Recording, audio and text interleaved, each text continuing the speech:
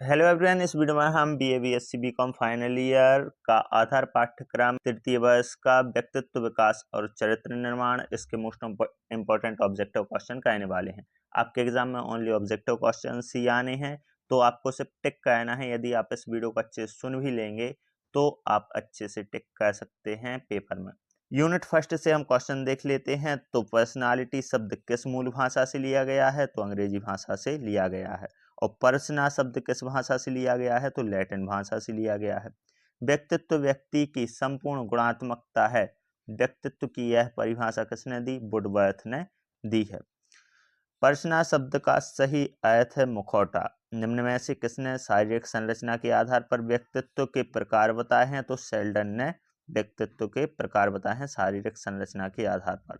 निम्न में से किसने व्यक्तित्व को अंतर्मुखी तथा बहिर्मुखी प्रकारों में बांटा है? तो कार्ल जुंग ने। दार्शनिक, वैज्ञानिक, गणितज्ञ आदि में किस प्रकार का व्यक्तित्व पाया जाता है? तो अंतर्मुखी व्यक्तित्व पाया जाता है। निम्न में से अंतर्मुखी व्यक्तित्व की कौन सी विशेषता है? तो संदेही, एकांत प्रिय रहने वाले, ये सभी क्या हैं? अंतर्मुखी व्यक्तित्व की विशेषताएं हैं। निम्न में से कौन सी गोलाकार व्यक्तित्व की विशेषता नहीं है? सामाजिक प्रवृत्ति के व्यक्ति। क्रेस्मर के एथलेटिक प्रकार के व्यक्तित्व से मिलता जुलता व्यक्तित्व का प्रकार है आयताकार। बाल संप्रत्यय परीक्षण किसने दिया? तो लियोपोल्ड वेलॉक ने दिया। रक्षा तंत्र का उपयोग दो व्यक्तित्व संरचनाओं में से किस मानसिक संघर्ष को संभालने के लिए किया जाता है? तो इद और परा अहम। फ्रॉयड ने कौन सी मूल प्रवृत्ति पर अधिक जोर दिया है? तो काम प्रवृत्ति पर। व्यक्तित्व का कार्यपालक कहलाता है अहम। नैतिकता के सिद्धांत पर काम करता है तो नैतिकता के सिद्धांत पर काम करता है परा अहम। बच्चे का विकासशील व्यक्तित्व किसके द्वारा प्रभावित होता है?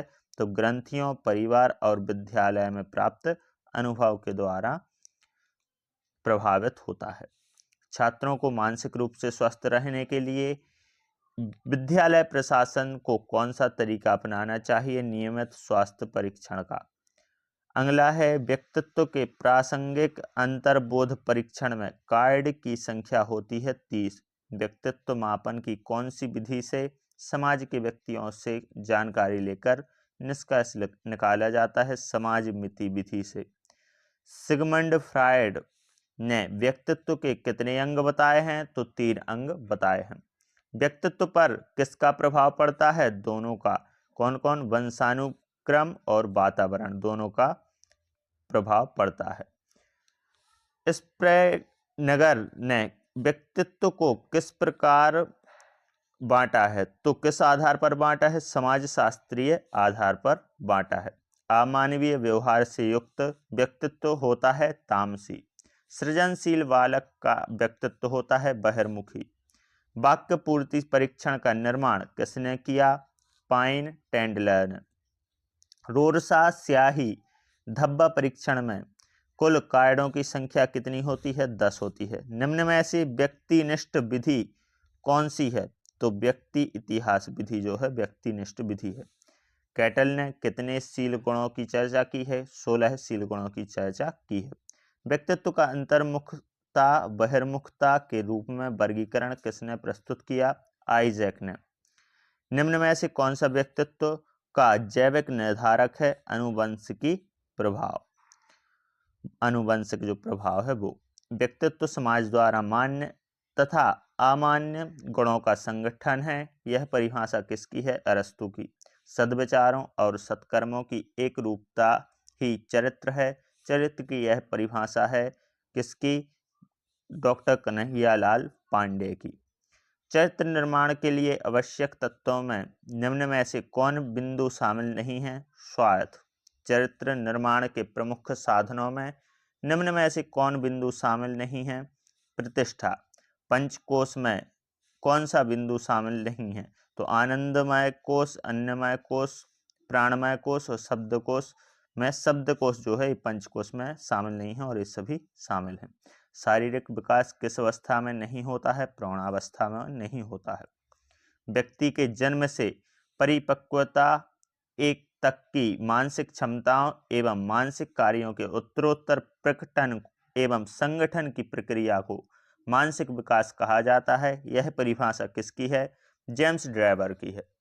मानसिक विकास में कौन सी योग्यता शामिल नहीं है? तो शारीरिक शक्ति। आदर्श दिनचर्या में शामिल नहीं है रात में देर तक अध्ययन करना। नेक्स्ट क्वेश्चन है कि परिवार में कौन कौन शामिल होता है? तो माता पिता, दादा दादी और बच्चे। नेक्स्ट क्वेश्चन है चरित्र आदतों का पुंज है। चरित्र की यह परिभाषा दी है सैम्यूअल ने। चरित्र आत्मनियंत्रण की शक्ति है, यह किसने कहा है? वाउले ने। कौन सा गुण चरित्र निर्माण का गुण नहीं है? प्रतिस्पर्धा की भावना। चरित्र निर्माण के साधनों में सम्मिलित नहीं है कुटेव बुरी आदतें। कौन सा गुण राष्ट्रीय चरित्र में सम्मिलित नहीं है? धार्मिक कट्टरता का होना। व्यक्तिगत सच्चरित्रता में कौन सा बिंदु शामिल नहीं है? दुर्भावना रखना। मानसिक विकास के अंतर्गत क्या शामिल नहीं होता? वजन व ऊंचाई का विकास। चरित्र विकास निर्माण में कौन सा तत्व शामिल नहीं होता? पर्यावरण। चरित्र निर्माण के साधनों में शामिल नहीं है तो अनुशासनहीनता। सदाचार में नहीं आता है दुराचारी के प्रति वैर भावना रखना। नेक्स्ट क्वेश्चन है सृजनशील बालक का व्यक्तित्व कैसा होता है? बहिर्मुखी। कैटल के अनुसार शील गुणों कितने हैं? तो 16 शील गुण हैं। व्यक्तित्व का जैविक निर्धारक क्या है? अनुवंशिक प्रभाव। सेल्डन ने व्यक्तित्व का वर्गीकरण किस आधार पर किया है? तो सेल्डन ने शारीरिक रचना के आधार पर व्यक्तित्व का वर्गीकरण किया है। अंतर्मुखी व्यक्तित्व मनोवैज्ञानिक प्रकार है। व्यक्तित्व के द्वारा हम भविष्यवाणी कर सकते हैं, यह कथन कैटल ने किया है। कैटल का है। किस मनोवैज्ञानिक ने व्यक्तित्व रचना हेतु जीवन जीने का ढंग का प्रतिपादन किया? एडलर। चरित्र निर्माण में कौन से तत्व का ध्यान रखना चाहिए? तो चरित्र निर्माण में हमें नैतिकता का ध्यान रखना चाहिए। चरित्र निर्माण के लिए कौन सा विशेषज्ञ सहायक हो सकता है? तो इसमें आएगा उपरोक्त सभी: चिकित्सक, शिक्षक और वैज्ञानिक। चरित्र निर्माण में सबसे महत्वपूर्ण अंग क्या है? नैतिकता। पंचकोश का क्या अर्थ है? तो पंचकोश का अर्थ होता है 5 प्रकार के आसन। पंचकोश सिद्धांत किस धर्म से संबंधित है? हिंदू धर्म से संबंधित है। पंचकोश को किस दर्शन और योग से संबंधित माना जाता है? तो भारतीय दर्शन से। पंचकोश क्या है? 5 तत्वों का समूह। पंचकोश का विचार किस ग्रंथ में प्रस्तुत किया गया है? उपनिषद में। पंचकोशों का नामकरण किसके द्वारा किया गया है? महर्षि याज्ञवल्क्य के द्वारा। किस कोश को भौतिक शरीर का आवरण माना जाता है? तो अन्नमय कोश को। कुल कितने कोश होते हैं? 5 कोश होते हैं। यूनिट फर्स्ट से इतने ही मोस्ट इंपोर्टेंट ऑब्जेक्टिव क्वेश्चंस थे। यूनिट सेकंड पर हम आ जाते हैं। तो फर्स्ट क्वेश्चन है भारतीय दार्शनिक परंपरा के कितने भाग हैं? 2 भाग हैं। नास्तिक दर्शन कौन से हैं? उपर्युक्त सभी: चार्वाक दर्शन, जैन दर्शन, बौद्ध दर्शन, ये सभी नास्तिक दर्शन है। योग दर्शन को प्रतिष्ठित करने का श्रेय किसे जाता है? महर्षि पतंजलि को। वेदांत दर्शन का अंतिम सार क्या है? उपर्युक्त सभी: ब्राह्मणों का चिंतन, आरण्यकों का चिंतन, उपनिषदों का चिंतन, उपर्युक्त सभी होगा। न्याय का तात्पर्य है इनमें से कोई नहीं। मनुष्य के जीवन का अंतिम उद्देश्य क्या है? तो नीम, निर्विकल्प समाधि, कैवल्य की प्राप्ति और उपर्युक्त दोनों रहेगा। जैन दर्शन में पृथ्वी को कितने तत्वों से बना कहा गया है? तो 4 तत्वों से बना कहा गया है। बौद्ध दर्शन का सार क्या है? उपर्युक्त सभी: दुख का कारण और दुख शांत है, दुख दूर करने के उपाय। तत्व मीमांसा में कितने तत्वों का विवेचन प्राप्त है? तो संसार के मूल तत्व और मानव के मूल तत्व दोनों का। नेक्स्ट है मन के अंगों को कितने वर्गों में बांटा गया है? तो 3 वर्गों में बांटा गया है। गीता में भक्ति का मार्ग किसे बताया गया है? तो उपर्युक्त सभी को। योग जीवन आत्मा का मिलन है, वेदांत में कहा गया है। योग ने किन शक्तियों का विकास किया है? तो उपर्युक्त सभी: शारीरिक, मानसिक और गुप्त। योग वह प्राचीन पथ है जो व्यक्ति को अंधेरे में प्रकाश में लाता है। यह परिभाषा किस विद्वान की है? सर्वपल्ली राधाकृष्ण की। भक्ति योग में किन बातों पर बल दिया गया है? भक्ति योग में तो सभी पर, श्रद्धा पर, आस्था और समर्पण। सांख्य योग का शाब्दिक अर्थ क्या है? ज्ञान है। सांख्य में कितने तत्वों का समावेश होता है? 25 तत्वों का समावेश होता है। यम योग साधना का कौन सा सोपान है? प्रथम। नेक्स्ट क्वेश्चन है, यम का अर्थ किन के संगम से लगाया गया है? उपर्युक्त सभी के, मन के, कर्म के और वचन के। पुरुष और पुरुष विशेष के बीच का माध्यम क्या है? प्रकृति।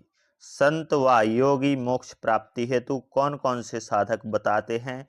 ध्यान, साधना, तप।